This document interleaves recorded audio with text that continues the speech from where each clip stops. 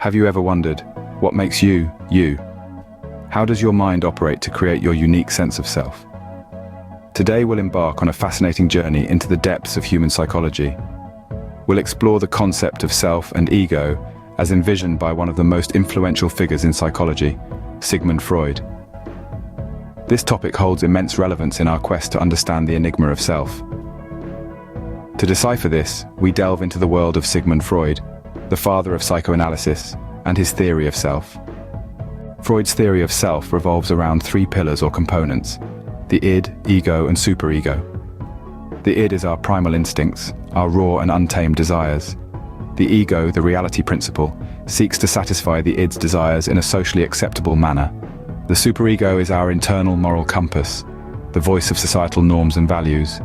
The constant dance of these three elements, their harmony or discord, forms the basis of our personality. The harmony or discord between these three elements, Freud believed, determines our behavior and personality. The id, the most primitive of the three, is the seat of our basic desires and instincts. This is the part of us that seeks immediate gratification without considering the consequences. It operates purely on instinct, like a newborn crying out for food or comfort. The id is entirely unconscious, lurking beneath the surface of our more sophisticated selves. Imagine it as a powerful engine driving us towards our most primal urges: hunger, thirst, and yes, even sex. These are the needs that demand satisfaction, and the id is there, ever persistent, pushing us to fulfill them. It operates based on the pleasure principle, seeking relief from tension through immediate satisfaction of these basic needs. But unchecked, the id can be like a runaway train, barreling down the tracks without regard for anything in its path.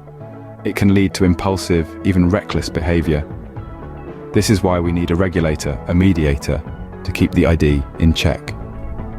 The id, unchecked, can lead to impulsive and reckless behavior, hence the need for a regulator, which brings us to the ego. The ego, often considered the self, works as a mediator between the desires of the id and the restrictions of the superego. It's the part of you that you identify as yourself, the voice in your head that you think of as me. The ego operates based on the reality principle. It understands that the desires of the id need to be satisfied in a manner that is socially acceptable and beneficial in the long term. It's the ego that says, "I understand you're hungry, but stealing that sandwich isn't the best way to get food." But the ego isn't just about keeping the id in check. It also has to balance the demands of the superego, the moralistic part of the psyche that can be overly strict or demanding. It manages this delicate balancing act with the aim of achieving a harmonious state, a sense of well-being and satisfaction. The ego, in its pursuit of harmony, often finds itself in conflict with the moralistic superego. The superego, our moral compass, strives for perfection and criticizes the actions and thoughts of the ego.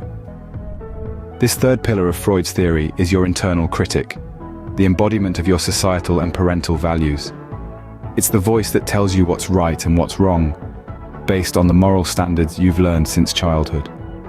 The superego operates on the morality principle, constantly seeking the ideal, the perfect. It's not concerned with what's practical or even possible. Instead, it pushes you towards moral perfection, often setting standards that are hard to meet. But the superego doesn't work alone. It's in a constant tug of war with the id and the ego. It suppresses the primitive desires of the id and criticizes the ego's attempts to satisfy these desires in socially acceptable ways. This often leads to feelings of guilt or shame when we fail to live up to our superego's high standards. The superego, in its quest for moral perfection, often clashes with the ego and the id, leading to internal conflicts. Understanding Freud's theory provides a fascinating insight into the human mind and its dynamics. Our journey through the enigmatic realm of the self led us to Freud's three pillars: the id, ego, and superego. The id, our primal desire station; the ego, the rational negotiator; and the superego, our internal moral compass. Each, in their own right, plays a critical role in shaping our behaviors, our decisions, and ultimately our personalities. Freud's theory serves as a foundational text in the field of psychology, offering a comprehensive framework for understanding the complexities of human nature. While it may not answer all our questions, it certainly provides a starting point, a compass to navigate the labyrinth that is the human mind. So next time you question what makes you, you, remember Freud's theory and contemplate the interplay of the id, ego, and superego within you.